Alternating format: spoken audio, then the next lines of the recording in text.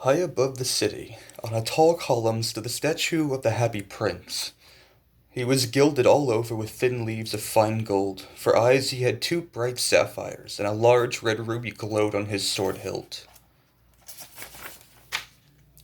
He was very much admired indeed. He is as beautiful as a weathercock, remarked one of the town councillors, who wished to gain a reputation for having artistic tastes. Only not quite so useful, he added, fearing lest people should think him unpractical, which he really was not. "Why can't you be like the Happy Prince?" asked the sensible mother of her little boy who was crying for the moon. "The Happy Prince never dreams of crying for anything." "I am glad there is someone in the world who is quite happy," muttered a disappointed man as he gazed at the wonderful statue. "He looks just like an angel," said the charity children as they came out of the cathedral in their bright scarlet cloaks and their clean white pinafores. "How do you know?" said the mathematical master. "You have never seen one." "Ah, but we have in our dreams," answered the children, and the mathematical master frowned and looked very severe, for he did not approve of children dreaming. One night there flew over the city a little swallow. His friends had gone away to Egypt 6 weeks before, but he had stayed behind, for he was in love with the most beautiful reed. He had met her early in the spring as he was flying down the river after a big yellow moth, and had been so attracted by her slender waist that he had stopped to talk to her. "Shall I love you?" said the swallow, who liked to come to the point at once, and the reed made him a low bow. So he flew round and round her, touching the waist with his wings and making silver ripples. This was his courtship, and it lasted all through the summer. "It is a ridiculous attachment," twittered the other swallows. "She has no money, and far too many relations, and indeed the river was quite full of reeds." Then when the autumn came, they all flew away. After they had gone, he felt lonely, and began to tire of his lady-love. "She has no conversation," he said, "and I am afraid that she is a coquette, for she is always flirting with the wind, and certainly whenever the wind blew, the reed made the most graceful curtsies. I admit that she is domestic," he continued, "but I also love traveling, and my wife, consequently, should love traveling also. Will you come away with me?" he said finally to her. But the reed shook her head. She was so attached to her home. "You have been trifling with me," he cried. "I am off to the pyramids. Goodbye," and he flew away.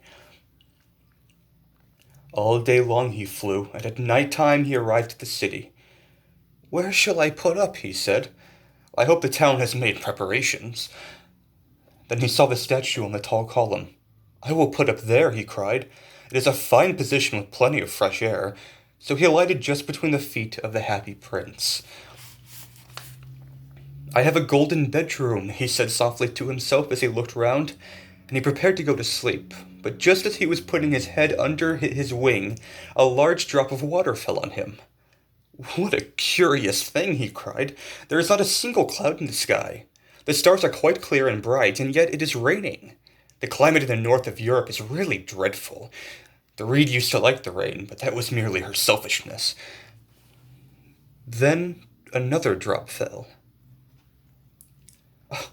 "What is the use of a statue if it cannot keep the rain off?" he said. "I must look for a good chimney pot," and he determined to fly away. But before he had opened his wings, a third drop fell, and he looked up and saw... Oh, what did he see? The eyes of the Happy Prince were filled with tears, and tears were running down his golden cheeks. His face was so beautiful in the moonlight that the little swallow was filled with pity. "Who are you?" he said. "I am the Happy Prince." "Why are you weeping, then?" asked the swallow. "You have quite drenched me." "When I was alive, I had a human heart," answered the statue. "I did not know what tears were, for I lived in the palace of Sans Souci, where sorrow was not allowed to enter. In the daytime I played with my companions in the garden, and in the evening I led the dance in the great hall. Round the garden ran a very lofty wall, but I never cared to ask what lay beyond it. Everything about me was so beautiful. My courtiers called me the Happy Prince, and happy indeed I was, if pleasure be happiness. So I lived, and so I died. And now that I am dead, they have set me up here so high that I can see all the ugliness and the misery of my city, and though my heart is made of lead, yet I cannot choose but weep. What, is he not solid gold? Said the swallow to himself. He is too polite to make any personal remarks out loud. Far away, continued the statue in a low musical voice, far away, in a little street, there is a poor house. One of the windows is open, and through it I can see a woman seated at the table. Her face is thin and worn, and she has coarse red hands, all pricked by the needle, for she is a seamstress. She is embroidering passion flowers on a satin gown for the loveliest of the Queen's maids of honors to wear at the next court ball. In a bed in the corner of the room, her little boy is lying ill. He has a fever, and he's asking for oranges. His mother has nothing to give but river water, so he is crying. Swallow, swallow, little swallow, will you not bring her the ruby out of my sword hilt?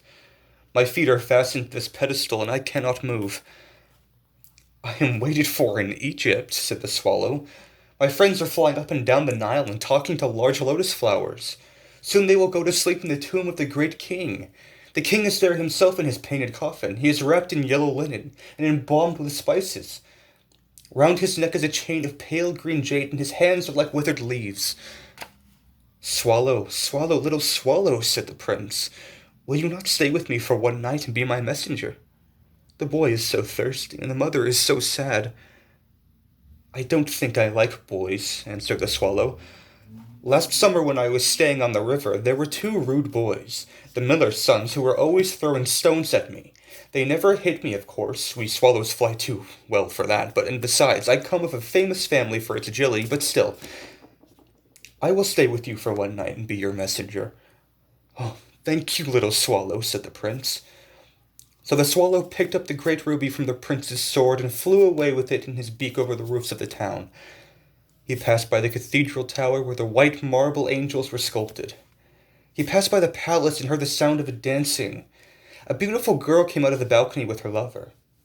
How wonderful the stars are, he said to her, and how wonderful is the power of love.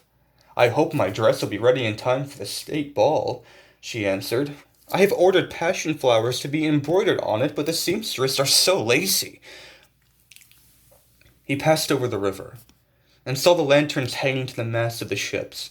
He passed over the ghetto and saw the old Jews bargaining with each other and weighing out money in copper scales. At last he came to the poor house and looked in. The boy was tossing feverishly in his bed, and the mother had fallen asleep. She was so tired. In he hopped and laid the great ruby on the table beside the woman's thimble. Then he flew gently round the bed, fanning the boy's forehead with his wings. Oh, how cool I feel, said the boy. I must be getting better, and he sank into a delicious slumber. Then the swallow flew back to the happy prince and told him what he had done. It is curious, he remarked, but I feel quite warm now, although it is so cold.